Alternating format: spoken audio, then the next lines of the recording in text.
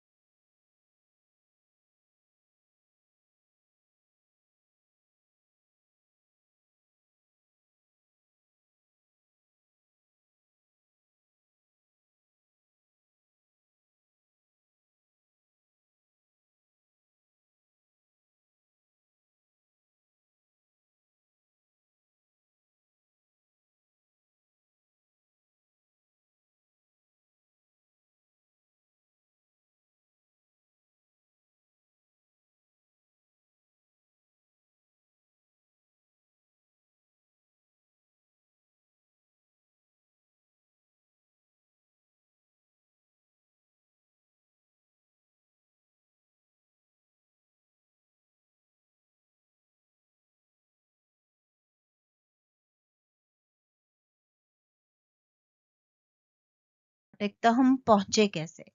तो सबसे पहले, जैसे कि पिछले लेक्चर में हमने देखा था कि हमने साइंस को तीन मेन कैटेगरीज में डिवाइड किया। एक नेचुरल साइंसेस, एक सोशल साइंसेस और थर्ड फॉर्मल साइंसेस। तो आज सोशल एंड फॉर्मल को हम लोग यहाँ से कट कर रहे हैं, हम उसके बारे में ऑलरेडी डिस्कस कर चुके हैं। तो अभी हम डिस्कस करेंगे नेचुरल साइंसेस के तीन पार्ट्स के बारे में। तो यहाँ पे नेचुरल साइंसेस में एक पार्ट है फिजिकल साइंसेस, जिसमें हमारे पास है फिजिक्स, केमिस्ट्री एंड एस्ट्रोनॉमी। हालांकि आज के लेक्चर में डायरेक्टली तो फिजिक्स, केमिस्ट्री, एस्ट्रोनॉमी डिटेल में तो नहीं यूज हो रही है, पर यूज हो रही है, क्योंकि बिना फिजिक्स के, बिना केमिस्ट्री के एंड बिना एस्ट्रोनॉमी के लाइफ का ओरिजिनेशन समझ पाना मुश्किल है। तो दूसरी कैटेगरी में हमारे पास है लाइफ या बायोलॉजिकल साइंसेस। इसमें हमारे पास आया बायोलॉजी, बॉटनी एंड जूलॉजी। जैसे कि मैंने पिछले लेक्चर में भी आपसे कहा था कि बायो वर्ड की जब हम बात करते हैं तो उसका मतलब है लिविंग। और यहाँ पे जो लॉजी वर्ड हम हमारे जैसे यहाँ जूलॉजी देखिए, इसके पीछे भी LOGY वर्ड लगा है, जो कि एक लैटिन वर्ड लोगस से आता है और इसका मतलब है टू स्टडी। इसके बाद तीसरी कैटेगरी है अर्थ साइंसेस, जो कि पहले लेक्चर में डिटेल में डिस्कस किया है, तो इसको भी स्किप कर रहे हैं। तो अब आ रहे हैं हम फिजिक्स पे, केमिस्ट्री पे एंड बायोलॉजी पे। मैंने पिछले लेक्चर में भी आपसे ये बात बोली थी कि फिजिक्स, केमिस्ट्री और बायोलॉजी को अगर हम इंडिविजुअली पढ़ना चाहें और हम ये कहें कि इनका आपस में कोई कनेक्शन नहीं है, हम इनको इंडिविजुअली सिर्फ फिजिक्स पढ़ के हम बहुत नॉलेजेबल हो जाएंगे, या सिर्फ केमिस्ट्री अच्छी लगती है तो हम सिर्फ वही पढ़ेंगे, तो ये पॉसिबल नहीं है। सारी साइंसेस एक दूसरे के साथ इंटरकनेक्टेड है। तो अगर हमें अच्छे से साइंस को समझना है तो हमें इनकी सभी फील्ड्स को अच्छे से समझना पड़ेगा। एटलीस्ट फिजिक्स, केमिस्ट्री, बायोलॉजी तो समझनी पड़ेगी। अब हम आते हैं फिजिक्स को हमने कैसे डिफाइन किया था। यहाँ पर फिजिक्स जो है ये वो साइंस है जो डील करती है नेचर के साथ, नेचुरल फिनोमेना जो नेचर में हो रहा है, और कौन से लॉज हैं जो कि इन फिनोमेना को, इस नेचर को गवर्न करते हैं। फिर हम आते हैं केमिस्ट्री के ऊपर। तो केमिस्ट्री में हम लोग डील करते हैं मैटर के कॉम्पोजिशन से, क्या जो अगर हम सॉलिड लिक्विड और गैसेस में मैटर को डिवाइड कर रहे हैं तो उनका कॉम्पोजिशन क्या है, उनकी प्रॉपर्टीज क्या है और मैटर का बिहेवियर कैसा है। तो ये सब हम केमिस्ट्री में पढ़ते हैं।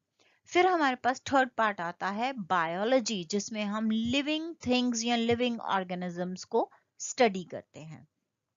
तो जब हम लिविंग ऑर्गेनिजम्स को स्टडी करेंगे तो सबसे छोटे यूनिट जहां से हमारी स्टार्टिंग होगी वो है सेल। ये सेल हम रिमोट वाले सेल की बात नहीं कर रहे हैं, ये हम उस सेल की बात कर रहे हैं जिससे कि लिविंग ऑर्गेनिजम्स बनते हैं। चाहे वो लिविंग ऑर्गेनिज्म एनिमल्स हो, चाहे वो लिविंग ऑर्गेनिजम्स प्लांट्स हो। तो इसको समझने से पहले हमें ये देखना पड़ेगा कि लाइफ स्टार्ट कैसे हुई। तो यहाँ पे हम लाइफ के स्टार्ट के बारे में बात करेंगे। तो हमने इसको दो पार्ट्स में डिवाइड किया, एक स्टार्टिंग ऑफ लाइफ और एक एवोल्यूशन ऑफ लाइफ। क्योंकि लाइफ स्टार्ट तो हुई, स्टार्ट होने के बाद वो इवॉल्व भी तो हुई, वो और बेटर भी तो हुई। क्यों बेटर हुई?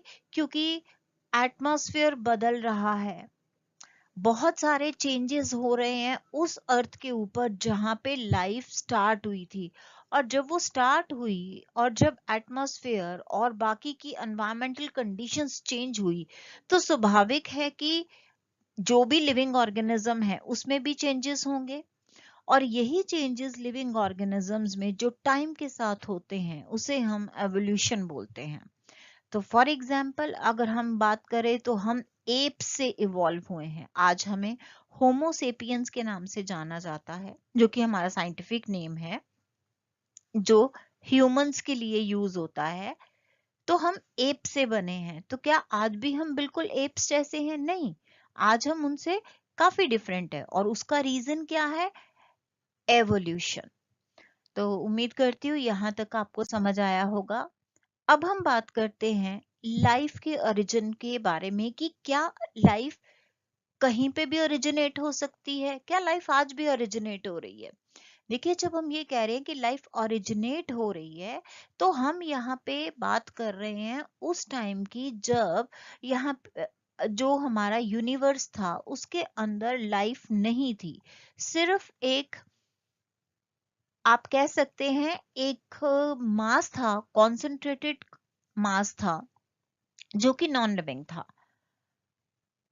और दूसरी बात हम कह सकते हैं कि एनर्जी थी, मगर कोई भी लिविंग ऑर्गेनिज्म नहीं था।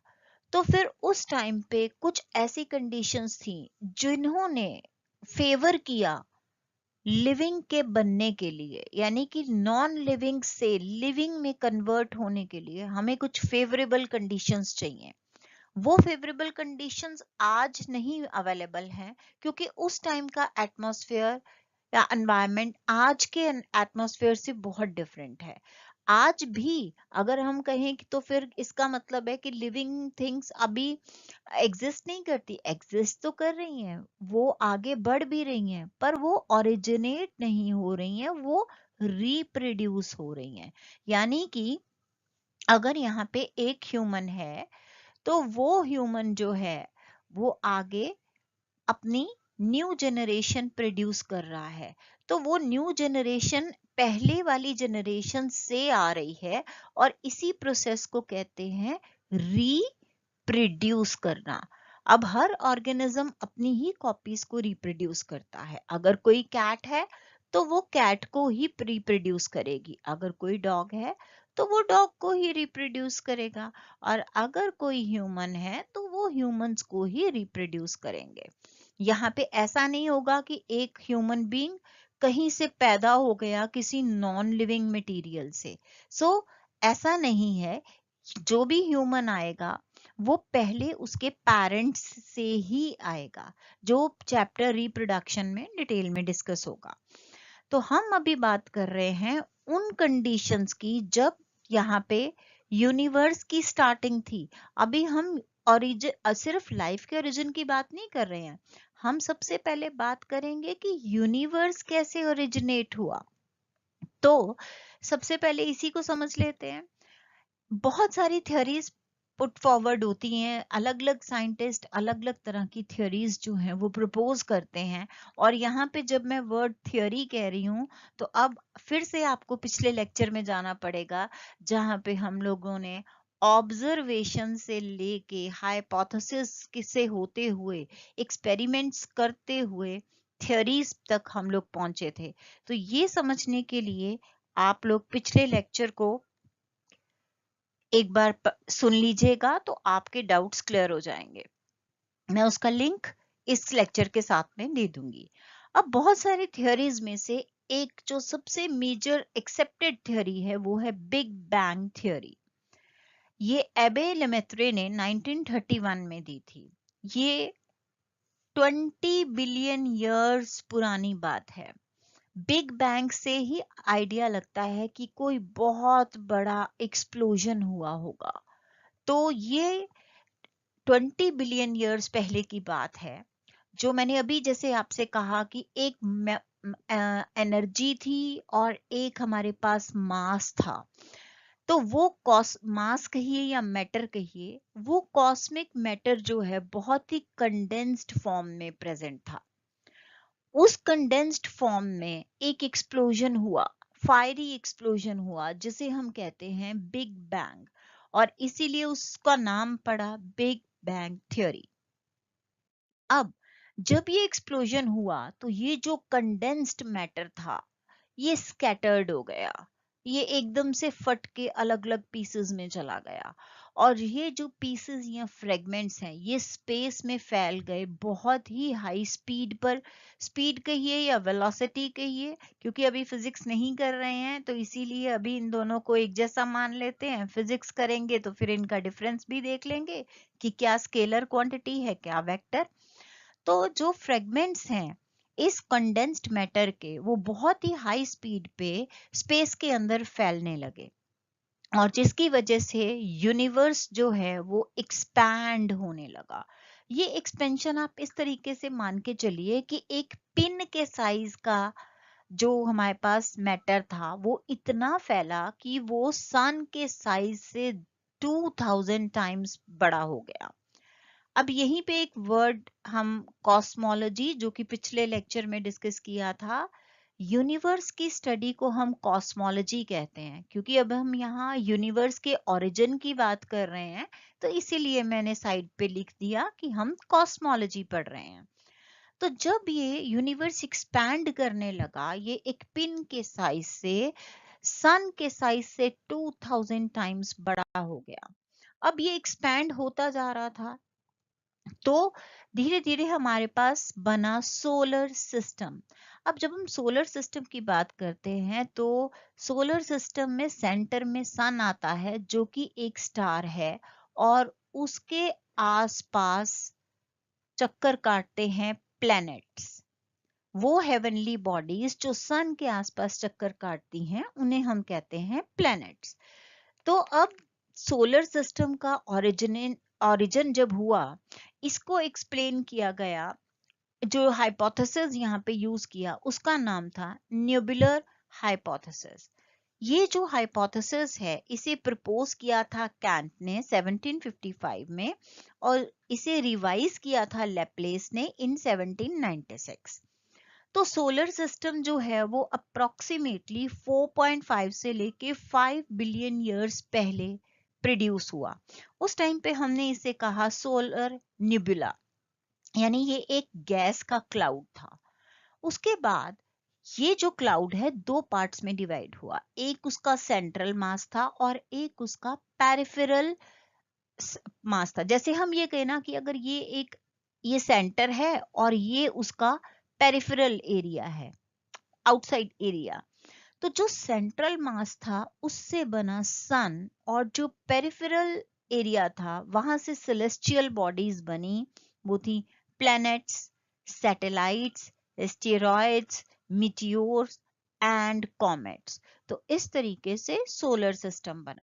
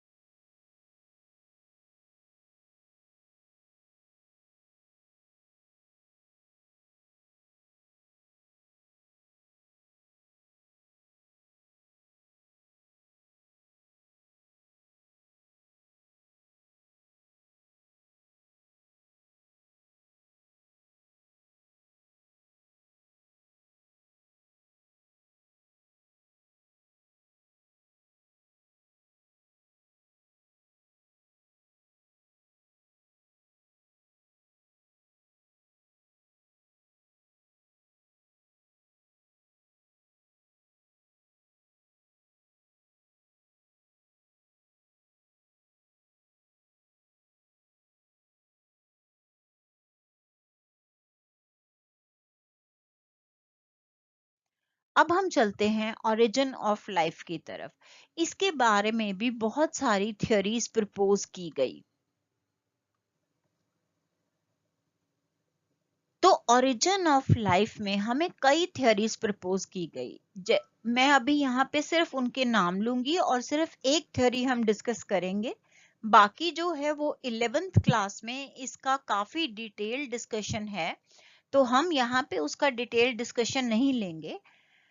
इन थ्योरीज में एक थ्योरी का नाम है थ्योरी ऑफ स्पेशल क्रिएशन, एक थ्योरी है थ्योरी ऑफ स्पॉन्टेनियस जनरेशन, एक थ्योरी है थ्योरी ऑफ बायोजेनेसिस, एक है कॉस्मोजोइक थ्योरी, और जिसके बारे में हम अभी बात करेंगे वो है ऑपरेन एंड हेल्डेन थ्योरी।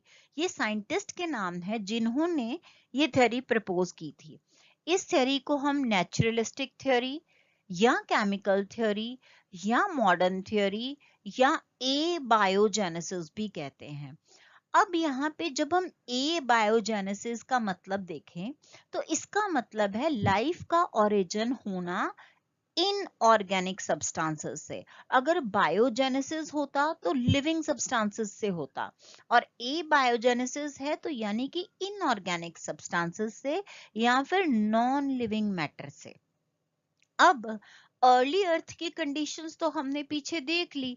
अब वो कंडीशंस ने क्या किया, उन कंडीशंस की वजह से सिंपल ऑर्गेनिक कंपाउंड्स के बनने की पॉसिबिलिटी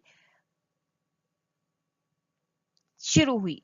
इवेंचुअली क्या हुआ, अब वो एक प्रोसेस के साथ एक स्टेप्स को फॉलो करते हुए, जो मैं आगे अगली स्लाइड्स में बताऊंगी, इवेंचुअली क्या हुआ कि एक ऐसा मॉलिक्यूल क्रिएट हुआ जो कि सेल्फ रेप्लिकेट कर सकता था, वो अपनी कॉपी बना सकता था, आरएनए। उसके बाद और उसके आसपास एक प्रोटेक्टिव मेम्ब्रेन भी थी। तो ये आरएनए प्रोटेक्टिव मेम्ब्रेन के साथ क्रिएट हुआ जो कि अपनी कॉपीज को क्रिएट कर सकता था। उसके बाद जो फर्स्ट लाइफ ओरिजिनेट हुई केमिकल्स के कलेक्शन से, उसमें सीरीज ऑफ केमिकल रिएक्शंस हुई, एक ही रिएक्शन से नहीं हुई। यहाँ पे लाइफ के ओरिजिनेशन के लिए कुछ स्टेप्स हुए, कुछ सीरीज ऑफ केमिकल रिएक्शंस हुई जिनमें एटम्स ने कंबाइन होके मॉलिक्यूल्स बनाए।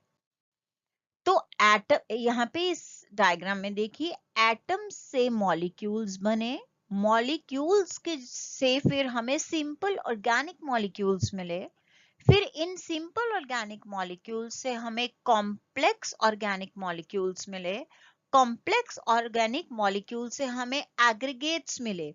ये एक्चुअल में मैक्रो मॉलिक्यूल्स थे, यानी कि ये बड़े मॉलिक्यूल्स थे। उसके बाद फाइनली हमें लिविंग मैटर मिला। ये एक सिंपल सा फ्लो चार्ट है, एटम से मॉलिक्यूल्स। अभी तक ये नॉन लिविंग हैं और हम इनको ऑर्गेनिक भी नहीं कह सकते। ऑर्गेनिक और इनऑर्गेनिक में अगर हम डिफरेंस देखें तो ऑर्गेनिक मैटर वो होता है जो लिविंग ऑर्गेनिजम्स में प्रेजेंट है या उनसे मिल रहा है, और जो इनऑर्गेनिक है वो रेस्ट है जो कि लिविंग से नहीं हम कह रहे हैं कि मिल रहा। जब हम केमिस्ट्री को भी डिवाइड करते हैं ऑर्गेनिक एंड इनऑर्गेनिक में, तो सबसे पहले ऑर्गेनिक केमिस्ट्री की डेफिनेशन यही आई थी कि इसमें वो कंपाउंड्स होते हैं जो कि लिविंग ऑर्गेनिज्म से मिलते हैं। लेटर ऑन बाद में फ्रेडरिक वॉहलर ने एक बाय चांस एक्सीडेंटली उन्होंने यूरिया जो है वो लैब में प्रिपेयर किया था। उससे पहले यही माना जा रहा था कि ऑर्गेनिक कंपाउंड्स को हम लैब में क्रिएट नहीं कर सकते हैं। इसको हम स्टडी करेंगे ऑर्गेनिक केमिस्ट्री में। अभी हम अपने टॉपिक पे आगे बढ़ते हैं।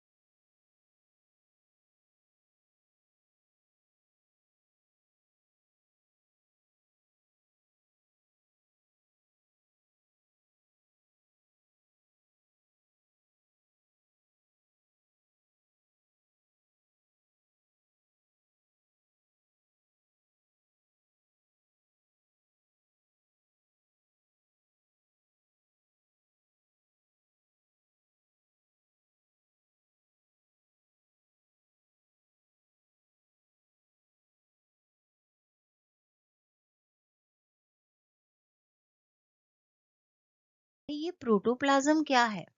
तो प्रोटोप्लाज्म जो है ये एक कलरलेस मटेरियल है जो कि लिविंग, जो मैंने अभी सेल की बात की, उसका लिविंग पार्ट है। अब इसके अंदर साइटोप्लाज्म भी आ जाता है, न्यूक्लियस भी आ जाता है और बाकी ऑर्गेनेलिस भी आ जाती हैं। जब हम सेल का स्ट्रक्चर करेंगे तो इसको हम अच्छे से समझ पाएंगे। सेल रफली आप ऐसे समझ लीजिए, अगर ये एक सेल मेम्ब्रेन है तो इसमें एक ऐसे न्यूक्लियस है और इसी के बीच में यहाँ पे हमारे पास फ्लूइड फिल्ड होता है जो कि है प्रोटोप्लाज्म। ये न्यूक्लियस के अंदर जो होता है उसको न्यूक्लियोप्लाज्म बोलते हैं, और जो न्यूक्लियस और बाहर की ये जो मेम्ब्रेन है यहाँ पे प्रेजेंट है उसको हम साइटोप्लाज्म बोलते हैं। अब केमिकल एवोल्यूशन में 4 स्टेजेस हुई। एक स्टेज थी formation of simple molecules, second थी formation of organic molecules, third थी formation of complex organic compounds और fourth stage थी formation of molecular aggregates that is macromolecules, जो पिछली स्लाइड में मैंने आपको बताया। अब जब फॉर्मेशन ऑफ सिंपल मॉलिक्यूल्स हुआ तो यानी कि जो फ्री एटम्स थे वो जुड़ के उन्होंने मॉलिक्यूल्स बनाए। जैसे H हाइड्रोजन जो है ये एटॉमिक फॉर्म में यहाँ प्रेजेंट है। जब दो H जुड़ेंगे तो वो H एंड सबस्क्रिप्ट होगा, यहाँ पे मैंने साथ में लिख दिया है, H के पैर में 2 होगा, सबस्क्रिप्ट होगा, तो ये हाइड्रोजन का मॉलिक्यूल है। इसी तरीके से ये नाइट्रोजन का मॉलिक्यूल है। ऐसे ही वाटर होगा, ये कार्बन डाइऑक्साइड, ये CH4 methane and NH3 ammonia. इस तरीके से सिंपल मॉलिक्यूल्स बने। उसके बाद इन सिंपल मॉलिक्यूल्स से हमें ऑर्गेनिक मॉलिक्यूल्स मिले। Example simple sugars. Simple sugars की एग्जाम्पल है राइबोस, डीऑक्सीराइबोस, ग्लूकोज एक्सेट्रा। फिर हमें नाइट्रोजनस बेसेस मिले जिनके एग्जाम्पल्स हैं प्यूराइंस एंड पिरिमिडीन्स। ये सब कॉम्प्लेक्स केमिकल्स हैं जो कि हम फर्दर अपने डिटेल्ड चैप्टर्स के अंदर समझेंगे। जैसे अभी पीछे आरएनए बोला हमने, ribose nucleic acid, and DNA deoxy ribose nucleic acid, जो कि हमारा जेनेटिक मटेरियल है। तो इसको आगे डिस्कस करेंगे, अभी हम सिर्फ इसको बेसिक पे रखेंगे। तो नाइट्रोजनस बेसिस डीएनए बनने के काम आते हैं, तो वो 2 तरह के होते हैं नाइट्रोजनस बेसिस, प्यूराइंस एंड पिरिमिडिन्स। उसके बाद amino acids, glycerol and fatty acids. फिर हमारे पास कॉम्प्लेक्स ऑर्गेनिक कंपाउंड्स बने। ये यहाँ पे एक्चुअल में पॉलीमराइजेशन रिएक्शंस हुई, यानी कि ये जो सिंपल मॉलिक्यूल्स बने थे ये मॉलिक्यूल्स ने अपनी लंबी लंबी चेन्स बनाई। तो जब अमाइनो एसिड्स ने अपनी चेन्स बनाई तो हमें मिले प्रोटीन्स। जब सिंपल शुगर्स ने अपनी चेन्स बनाई तो हमें मिले पॉलीसेकेराइड्स। जब फैटी एसिड एंड ग्लिसरॉल आपस में जुड़े तो हमें मिले फैट्स। जब nitrogenous bases, pentose sugars and phosphates जुड़े तो हमें मिले न्यूक्लियोटाइड्स। इसी तरीके से जब न्यूक्लियोटाइड्स आपस में जुड़े तो हमें मिले न्यूक्लिक एसिड्स। उसके बाद जब कॉम्प्लेक्स ऑर्गेनिक कंपाउंड्स बने तो उनसे फिर हमें आगे मिले मॉलिक्यूलर एग्रीगेट्स यानी मैक्रोमोलिक्यूल्स। तो वो कौन से एलिमेंट कंपाउंड्स थे? वो थे proteins, carbohydrates, fats, nucleic acids. इन्हीं ने मिलके आगे हमें प्रोटोप्लाज्म दिया, जो कि अभी ऊपर डिस्कस किया है, जो कि एक लिविंग पार्ट है सेल का।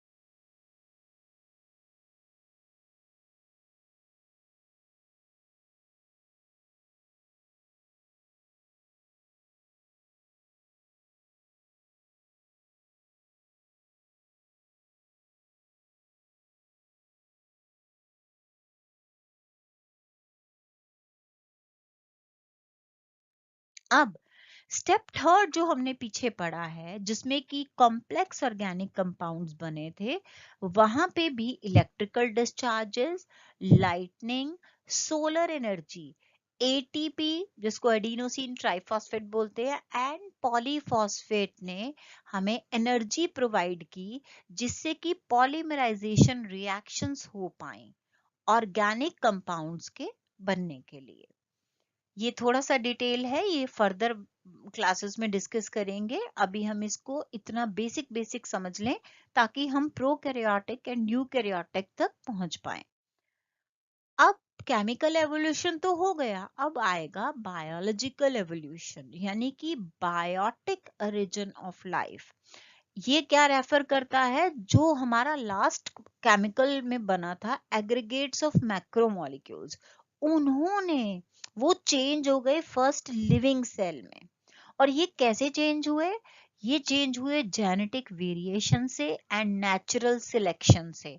कोई भी चीज अगर हम कहें कि आज प्रेजेंट है, अगर कोई चीज आज एग्जिस्ट करती है, वो फ्यूचर में एग्जिस्ट करेगी कि नहीं करेगी, वो इस चीज पे डिपेंड करती है कि वो नेचर के साथ, बदलते नेचर के साथ खुद को चेंज कर पाई। अगर तो वो चेंज कर पाई तो फिर तो वो एग्जिस्ट कर पाएगी। अगर उसने अपने आप को बदलते हुए एनवायरनमेंट के साथ चेंज नहीं किया तो फिर वो चीज एग्जिस्ट नहीं कर पाएगी। उसमें डायनासोर्स का एक एग्जाम्पल हम लोग ले सकते हैं। अब यहाँ पे हमें तीन रिक्वायरमेंट्स चाहिए थी। एक ये थी कि हमें एक सेल्फ रेप्लिकेटिंग मॉलिक्यूल या रेप्लिकेटर चाहिए, जो हमने पीछे आरएनए की बात की। उसके बाद हमें म्यूटेशंस, जो चेंजेस जेनेटिक लेवल पे होते हैं, वो चेंजेस होने चाहिए। तीसरा है एनर्जी की यहाँ पे सप्लाई मिलनी चाहिए। तो अगर ये चीजें होंगी तो फिर यहाँ पे हमारे पास प्रोटोसेल्स बनेंगे। तो ये प्रोटोसेल्स क्या है? ये प्रिकर्सर्स हैं टू अर्ली लाइफ। यानी कि अगर ये एक्स जो है वो लाइफ है, तो उससे पहले जो, अगर हम कहें कि एज एग्जिस्ट कर रहा है, तो एक्स जो है वो लाइफ वाली हमारा एक मॉलिक्यूल है, तो ये लाइफ है। तो उससे पहले जो एग्जिस्ट कर रहा है ए, इसको हम कहेंगे प्रिकर्सर। तो ये जो हमारे प्रोटोसेल्स हैं, ये प्रिकर्सर्स हैं टू अर्ली लाइफ।